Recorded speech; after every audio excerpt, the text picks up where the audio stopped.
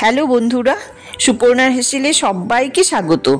আমরা আজ বানাবো মোচার ঘন্ট। ভিডিওটি আমি দুটি ভাগে ভাগ করেছি।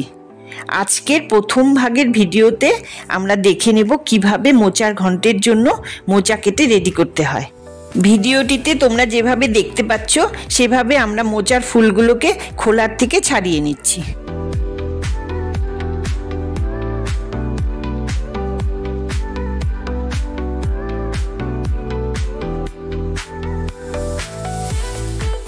এবার মোচার ফুলগুলোর ভেতর থেকে একটা শক্ত কাঠির মতো অংশ আর একটা প্লাস্টিকের মতন পাপড়ি ছাড়িয়ে ফেলে দেব।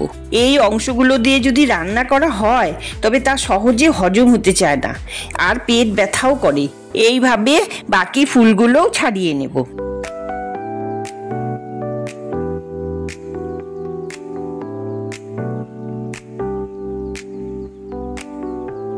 এইভাবে সব ফুলগুলো বেছে নেওয়ার পর একটা বাটিতে একটু জল আর হলুদ মিশিয়ে রেখে বেছে রাখা মোচার ফুলগুলোকে কাটতে বসবো। মোচা কাটার পর খুব তাড়াতাড়ি কালো হয়ে যায় এবং আঠা ভাবটাও থেকে যায়, তাই এই দুটি জিনিস যাতে না হয় তার জন্য কাটার সাথে সাথেই হলুদ জলে ডুবিয়ে দেব। আর এটা কাটার সময় হাতে একটু সর্ষের তেল মেখে নিলেই হাতটা কালোও হয় না আর আঠা ভাবটাও থাকে না। তো বন্ধুরা, মোচার ঘন্ট বানানোর জন্য এইভাবে মোচাগুলোকে কেটে আমরা রেডি করব।